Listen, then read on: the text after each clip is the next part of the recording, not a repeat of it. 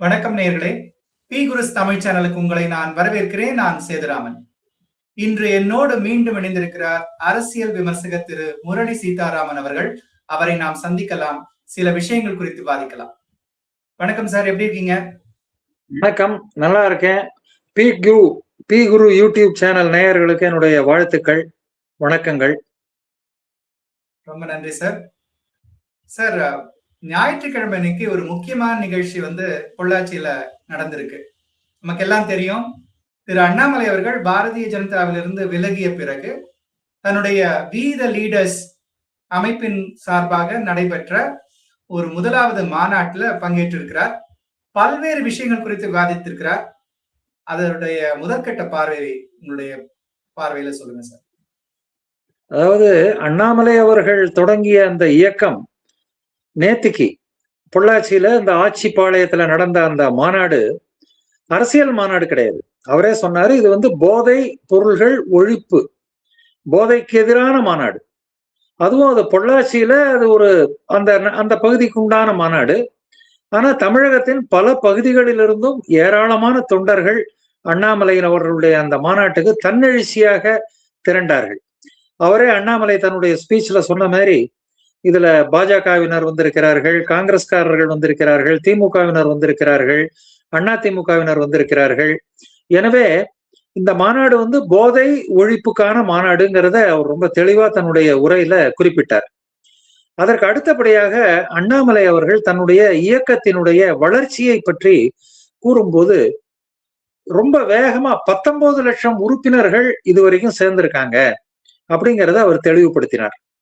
அந்த 19 லட்சம் உறுப்பினர்கள்லயும் 18 வயசுல இருந்து 25 வயசு வரைக்கும் 18 to 25 இருக்கிறவங்க 14%. அப்புறம் 26 to 39 இயர்ஸ் வரைக்கும் இருக்கிறவங்க ஒரு 40%. அதாவது அந்த 19 லட்சம் உறுப்பினர்கள்ல 54% பேர் இந்த 39 வயசுக்கு கீழே இருக்கிறவங்க, பிலோ 39.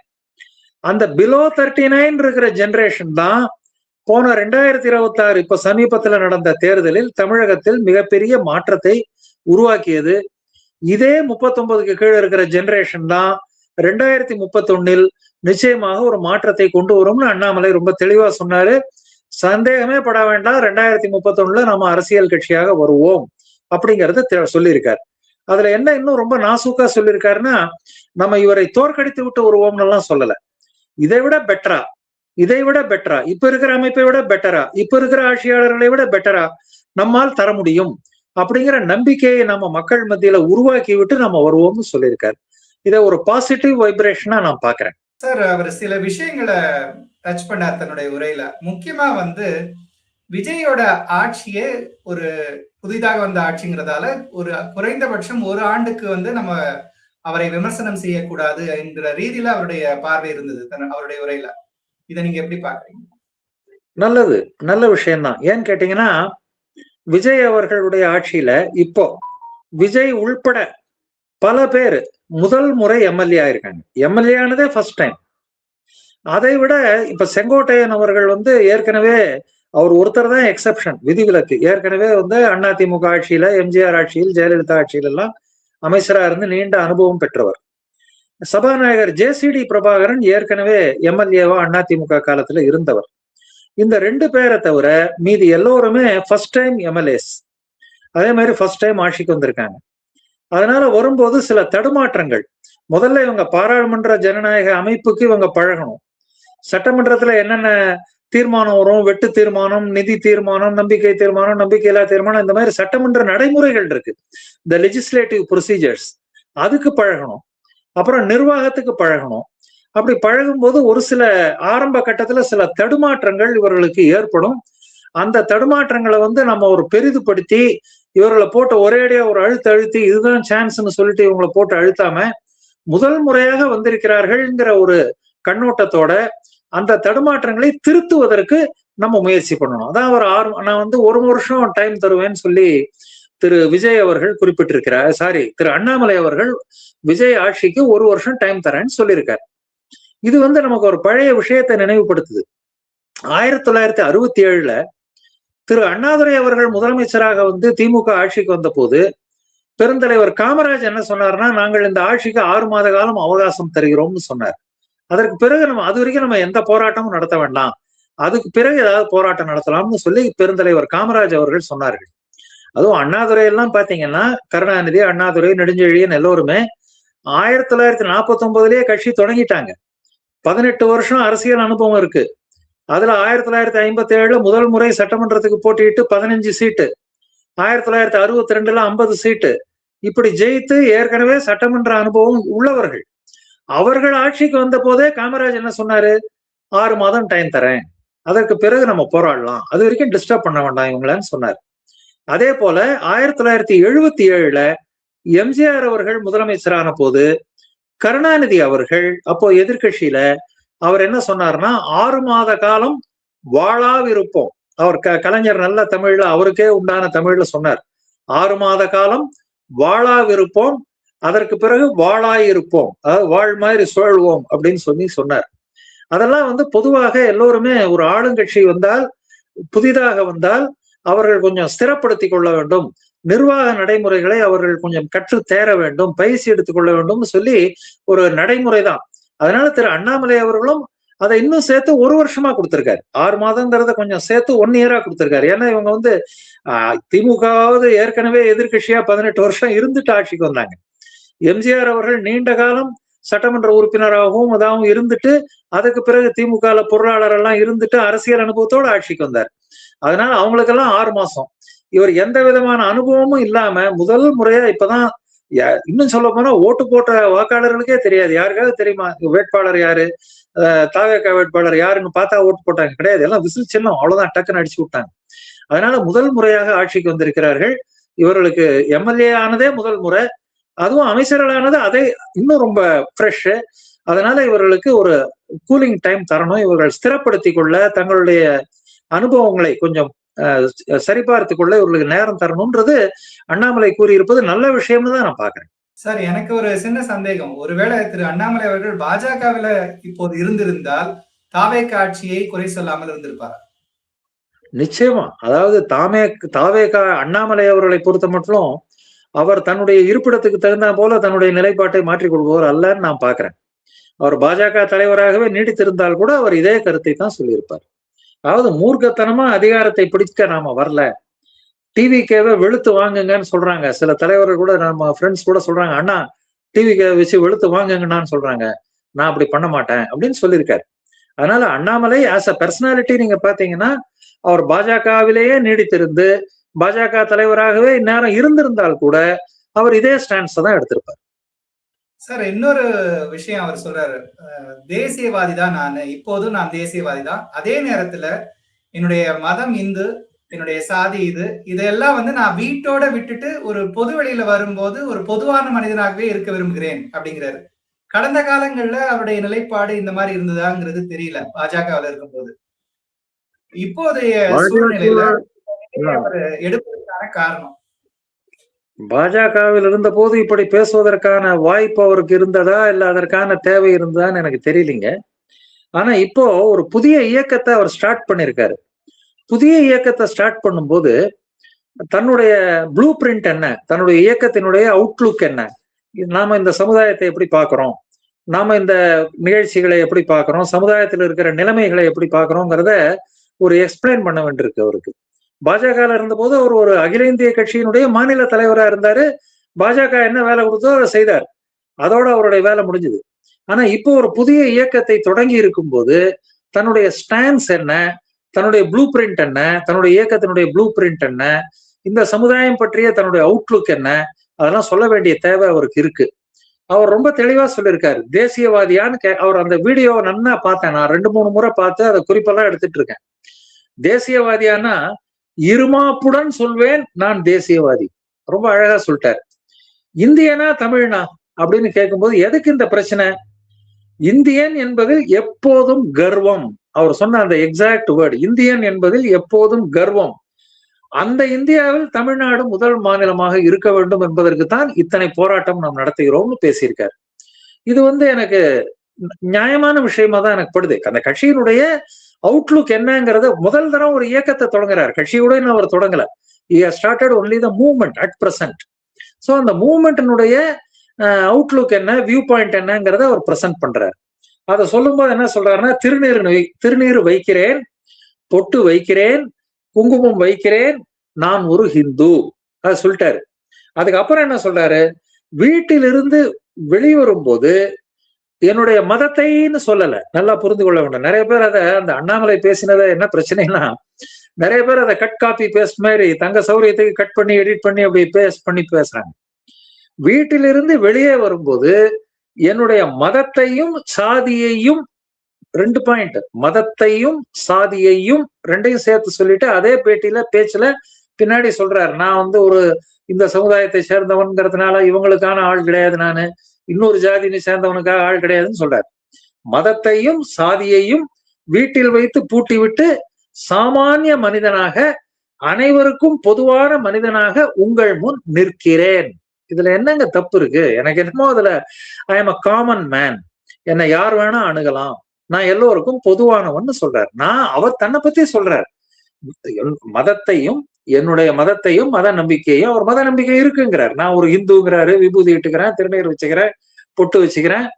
ஆனால் என்னுடைய மதத்தையும் சாதியையும் வீட்டில் வைத்து பூட்டி விட்டு வெளியே வரும்போது ஒரு சாமானிய மனிதனாக உங்கள் முன்னால் நிற்கிறேன்னு சொல்லிட்டு, அது கூட இன்னொரு வார்த்தையை சொன்னார், மதத்தை ஒவ்வொரு முறையும் நான் தூக்கி காட்ட வேண்டிய பேனர் மாதிரி அதை எடுத்து காட்ட வேண்டிய அவசியம் இல்லைன்னு சொல்றாரு. இதை நான் எப்படி பாக்குறேன்னா, அண்ணாமலை அவர்கள் பேசியத தமிழ்நாடுனுடைய கான்டெக்ஸ்டோட நீங்க பொருத்தி பார்க்கணும். இப்ப தமிழ்நாட்டுல பாத்தீங்கன்னா எத்தனையோ பள்ளிக்கூடங்கள், நீங்க தென் தமிழ் மாவட்டம், நீங்க தமிழ்நாட்டினுடைய தென் மாவட்டங்கள்ல கல்லூரி மாணவர்களை விட்டுருங்க, பள்ளி மாணவர்கள் மத்தியில இந்த ஜாதி பிரச்சனை ஒரு பெரிய பிரச்சனையா தலையெடுத்து வன்முறைகள், மோதல்கள், சட்டம் ஒழுங்கு பிரச்சனை, ஒவ்வொரு ஜாதி மாணவனும் அவனுக்கு தகுந்த மாதிரி ஒரு கலர்ல கயிறு கட்டிக்கிறது, இதெல்லாம் எதிர்த்து தமிழக அரசு எவ்வளவு போராட வேண்டியிருந்தது கடந்த காலங்கள்ல நமக்கு தெரியும். எந்த அரசாவனா இருக்கட்டும், இது ஒரு சட்ட பிரச்சனை. ஒவ்வொரு ஜாதி மாணவனும் அவனுடைய ஜாதியினுடைய கையில கட்டிக்கிட்டு ஒருவர் தேவையில்லாத மோதல்கள், வன்முறைகள்ல ஈடுபடும் போது தமிழக அரசே எந்த விதமான ஜாதி அடையாளத்தையும் கட்டிட்டு, இந்த கயிறெல்லாம் கட்டிட்டு பள்ளிக்கூடத்துக்கு வரக்கூடாதுன்னு எல்லாம் உத்தரவு எல்லாம் போட்டாங்க. அந்த அளவிற்கு இந்த ஜாதி மோதல் என்பது புறையோடி போயிருக்கு. அதனால அண்ணாமலை அவர்கள் என்ன சொல்றாரு, என்னுடைய மதம், என்னுடைய ஜாதி இதெல்லாம் வீட்டுல வச்சு பூட்டிட்டு வெளியில வாங்கங்கிறார். ஒரு பொது மனிதனா நீங்க வெளியில வாங்கங்கிறார். அதே மாதிரி இதுல இன்னொரு விஷயத்தையும் நம்ம பார்க்கணும். நான் கொஞ்சம் டீப்பாவே போலான்னு பாக்குறேன். இதை அண்ணாமலை என்ன இன்னொன்னு சொல்லியிருக்காருன்னா, இது ஏதோ உடனே நீங்க, அதாவது இந்து மதத்தை மட்டும் அவர் சொல்றாரு, இந்து மத நம்பிக்கைகளை நான் ஏன் பூட்டி வைக்கணும், நான் ஏன் இந்து மத நம்பிக்கைகளை பூட்டி வைத்துட்டு வெளியில வரணும்னு சில பேர் கேட்கிறாங்க. அவர் இந்து மத நம்பிக்கைகளை மட்டும் சொல்லல, அந்த பேட்டியை ஃபுல்லா பார்த்தா முழுசா தெரியும். அவர் இன்னொரு இடத்துல சொல்றாரு, எத்தனையோ இடங்களில் இஸ்லாமியர் இருக்காங்க, கிறிஸ்தவர் இருக்காங்க, நான் WTL தன்னார்வலர், நான் WTL தன்னார்வலனாக அறுதியிட்டு சொல்கிறேன், கோடு சொல்கிறேன், மதம் என்பது இந்த WTL அமைப்புக்கு வெளியில, ஜாதி என்பது இந்த அமைப்புக்கு வெளியில, அப்படிதான் சொல்லியிருக்காரு அவர். சொல்லிட்டு மேல என்ன சொன்னாரு, இந்த சாதி மதத்தை வைத்து இத்தனை நாள் லெப்ட் ஹேண்டு ரைட் ஹேண்டு அப்படின்னு சண்டை போட்டது போதும். அதாவது லெப்ட் ஹேண்ட் ரைட் ஹேண்டுன்னு ஒரு இங்கிலீஷ்ல சொன்னார். தமிழ்ல பாத்தீங்கன்னா இந்த இடங்கை பிரிவு, வலங்கை பிரிவுன்னு எல்லாம் ஜாதியில இருக்கு. அதை அவர் சொல்லும் போது நாசுக்கா இங்கிலீஷ்ல லெப்ட் ஹேண்டு ரைட் ஹேண்டுன்னு சண்டை போட்டதெல்லாம் போதும், இந்த ஜாதி சண்டை போதும், நாம் அரசியல் செய்து பட்டது போதும், உங்களுக்கு அதுல சொல்றாரு பாருங்க, இதுல முக்கியமான விஷயம், உங்களுக்கு உங்கள் மதம் பெரியது, எனக்கு எனது மதம் பெரியது. இதுல எந்த இடத்துல அண்ணாமலை இந்துத்துவா விட்டு வெளியில போனாரு, இந்துத்துவாவை மறந்துட்டாரு, இந்து மதத்தை பூட்டி வைக்க சொல்றாருன்னா அவர் சொல்லவே இல்லையே. உங்களுக்கு உங்கள் மதம் பெரியது, எனக்கு என்னுடைய மதம் பெரியது, அதை வெளியில வரும்போது வீட்டிலேயே பூட்டி விட்டு அனைவருக்கும் பொதுவாக ஒரு தமிழனாக, சமமாக, ஒரு இந்தியனாக, மனிதனாக நமது வாழ்க்கை அமையட்டும். இதானே இதுல என்னங்க பிரச்சனை இருக்கு? எனக்கு அண்ணாமலை சொன்னதுல ஐ அப்ரிஷியேட் இட். இதுதானே ஒரு தலைவர் சொல்ல வேண்டிய பார்வை. ரெண்டாவது, அவர் இப்பதான் அந்த கட்சியை தொடங்கி இருக்கார், அந்த இயக்கத்தை தொடங்கி இருக்கார். அப்போ அவர் அந்த இயக்கத்தின் தலைவனாக தன்னை அடையாளப்படுத்தி கொண்டு அந்த இயக்கத்தினுடைய பாதை எதிர்காலத்துல எப்படி இருக்குங்கிறத அவர் சொல்றாரு. அதுக்கு மேல இன்னொன்னு சொல்றாரு, அவர்கிட்ட கேக்குறாங்க. அடுத்தது அப்படியே கண்டினியூ பண்றாரு பாருங்க. அந்த அந்த பேட்டியிலேயே அப்படியே கண்டினியூ பண்றாரு. நான் இந்தியனா, நீ இந்தியனான்னு கேக்குறாங்க. நான் இந்தியன் என்பதில் பெருமிதம். அவர் சொன்னார், நான் இந்தியன் என்பதில் பெருமிதம், அதில் எந்த மாற்று கருத்தும் வேண்டாம். அது சொல்லிட்டு அதுக்கப்புறம் சொல்றாரு, அந்த அரசியல் வேண்டாம், அந்த அரசியல் சாக்கடைக்குள் நாம் போக வேண்டாம். உடனே நம்ம ஆளுங்க என்ன பண்ணிட்டாங்க, ஒரு சில பேரு, இந்தியன் என்பது அந்த இந்தியன் என்பதே அரசியல் சாக்கடை, அதுக்குள்ள போக வேண்டாம் அப்படி சொல்லல அவரு. அந்த அரசியல் சாக்கடைக்குள் போக வேண்டாம்னு சொல்லி மேல விளக்குறாரு பாருங்க. தமிழன் என்று சொன்னால் இந்தியனுக்கு எதிரியா, இந்தியன் என்று சொன்னால் தமிழுக்கு எதிரியா? அப்படித்தான் இன்னைக்கு இருக்கிற ஒரு அரசியல் நேரேட்டிவ் இருக்கு தமிழ்நாட்டுல. துரதிருஷ்டவசமாக ஒரு அரசியல் நேரேட்டிவ் திராவிட இயக்கங்களால் கட்டமைக்கப்பட்டு இருக்கிறது. நீங்க பாரதம், ஒன்றுபட்ட பாரதம் அப்படின்னு சொல்லி நம்ம பாரத் மாதா கி ஜே அப்படின்னு பேசினாலே நீ தமிழனுக்கு விரோதி. சரி, நான் தமிழன் நான் தமிழனுக்கு அப்படின்னு பேசினாலே நீ இந்தியனுக்கு எதிரி. அப்போ இந்தியா வெர்சஸ் தமிழ்நாடு அப்படிங்கிற மாதிரி ஒரு அரசியல் நேரேட்டிவ் கட்டமைக்கப்பட்டிருக்கு. அண்ணாமலை என்ன சொல்றாருன்னா, தமிழன் என்று சொன்னால் இந்தியனுக்கு எதிரியா, இல்ல நான் இந்தியன்னு சொன்னா தமிழுக்கு எதிரியா? நமது அரசியல் என்பது மேல தெளிவா சொல்றாரு, நமது அரசியல் என்பது ஒருங்கிணைந்த இந்த இந்திய நாட்டில், நல்லா புரிஞ்சுக்கணும், ஒருங்கிணைந்த இந்த இந்திய நாட்டில், அற்புதமான பாரத நாட்டில், அதையும் சொல்றாரு. ஏன்னா இவங்களுக்கு சந்தேகம் வந்துடக்கூடாது, இவர் திடீர்னு இந்தியான்னு பேசுறாரு, ஒருங்கிணைந்த இந்தியாங்கிறாரு, ஒருவேளை ஒன்றியம்ங்கிறாரோ அப்படின்ற சந்தேகம் வந்துடக்கூடாதுங்கிறதுனால, ஒருங்கிணைந்த இந்த இந்திய நாட்டில், அற்புதமான பாரத நாட்டில் முதன்மையாக தமிழகத்தை மாற்றுவதற்குத்தான் இந்த அரசியல் தெளிவா சொல்லியிருக்காரு. இதுக்கு மேல என்னங்க நான் கேக்குறேன், இதுல அவர் என்ன தப்பா பேசிட்டாருங்கிறத நம்ம கொஞ்சம் கலந்து பேசினா நல்லா இருக்கும்.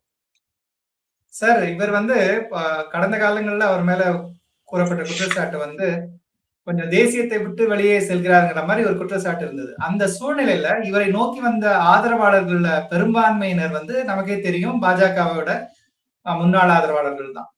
அப்படிப்பட்ட சூழ்நிலையில தன்னை ஒரு தேசியவாதியாகவும் காட்டிக்கிட்டு தமிழ் தேசியம் சார்ந்த சில விஷயங்களையும் முன்னெடுக்கிறாரோ அப்படிங்கிற ஐயம் எல்லாருக்குமே வருது. அதனாலதான் அந்த கேள்வி நான் கேட்டேன். அதாவது சீமான் பேசுவது தமிழ் தேசியம், அண்ணாமலை பேசுவது தமிழ் வழி தேசியம். ரெண்டுக்கும் வித்தியாசம் இருக்கு. தமிழ் தேசியம் வேற, தமிழ் வழி தேசியம் வேறு. அதாவது திரு கருப்பையா மூப்பனார் அவர்கள் தமிழ் மாநில காங்கிரஸ் ஆரம்பித்த போது உங்களுக்கு நினைவு இருக்கும், அந்த பேனர்லயே ரெண்டு பக்கம் எழுதியிருப்பான், வளமான பாரதம், வலிமையான தமிழகம், ரெண்டும் எழுதியிருப்பாங்க.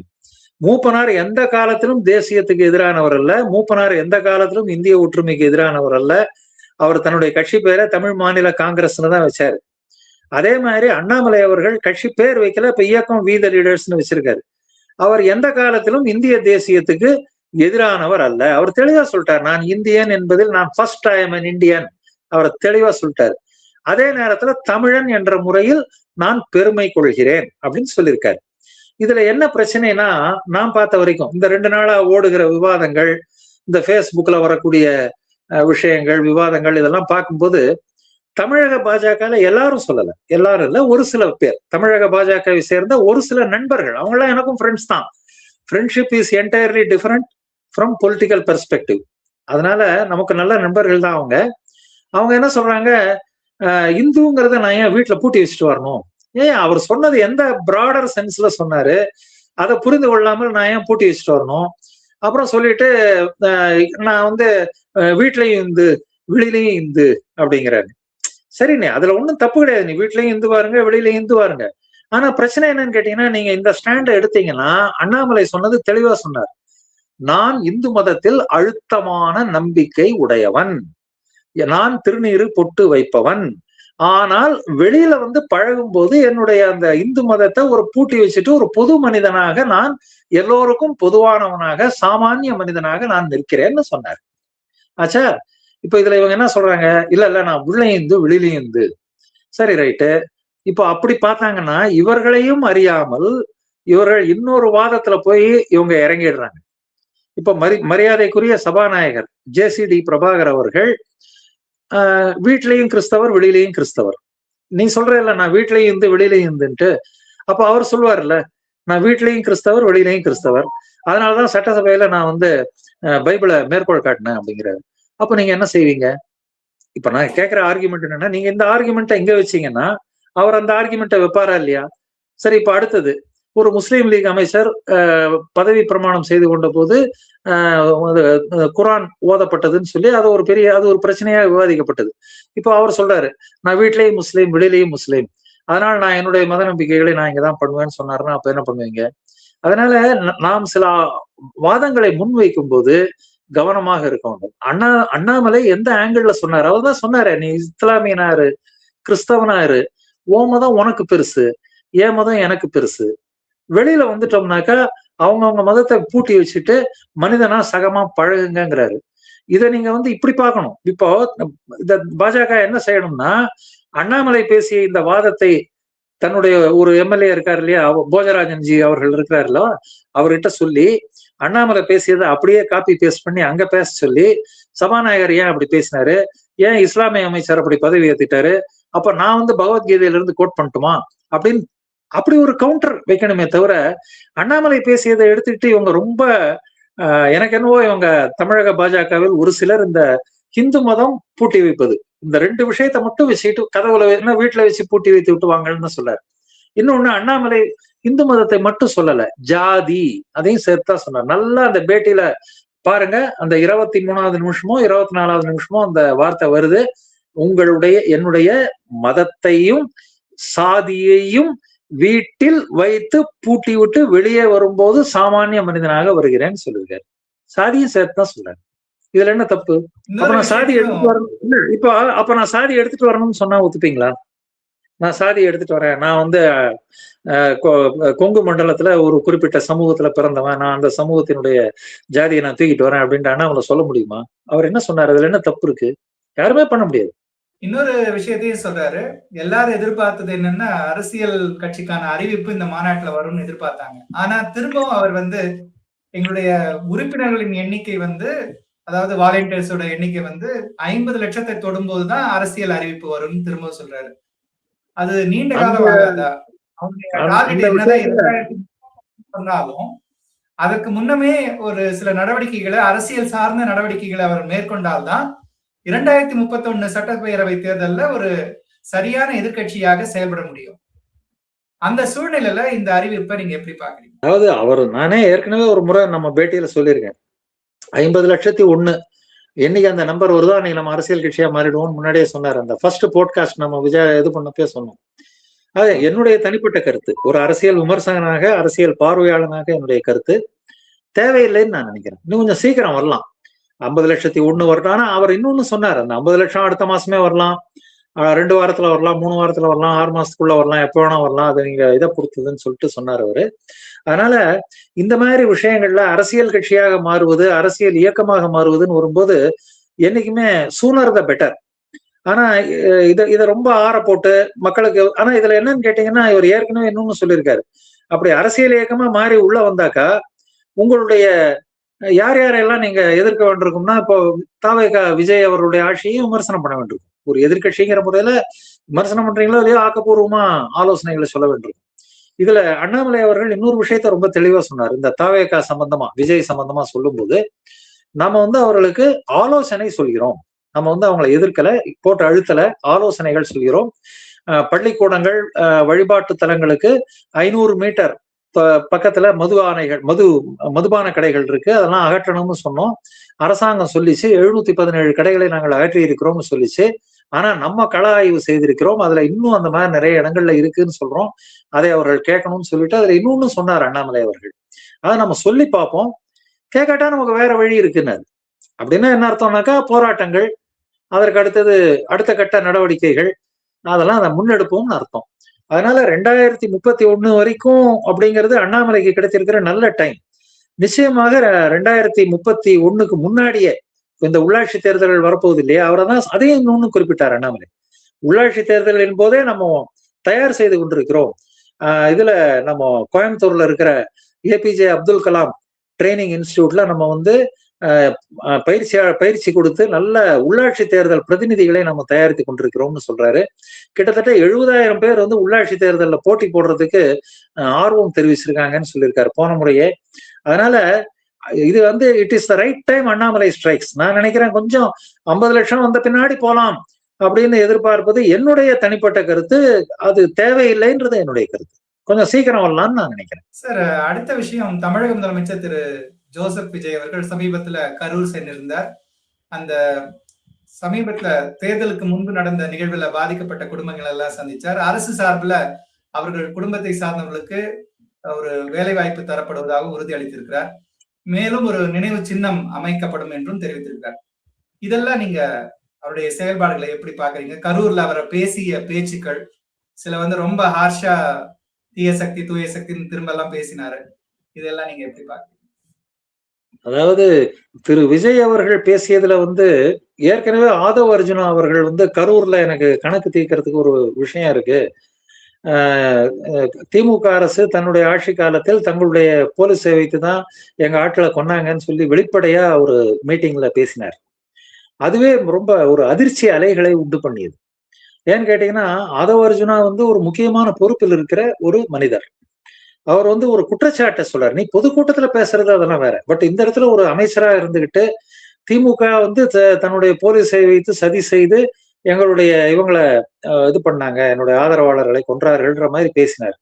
அதுவே வந்து திமுகவுக்கு ஒரு பெரிய டேமேஜை உண்டு பண்ணியது. அவர்களும் விரைவாக அதை நீதிமன்றத்தை அணுகிட்டாங்க.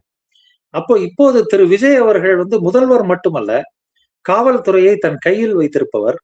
அவர் பேசும்போது நான் காவல்துறையை நம்பினேன்.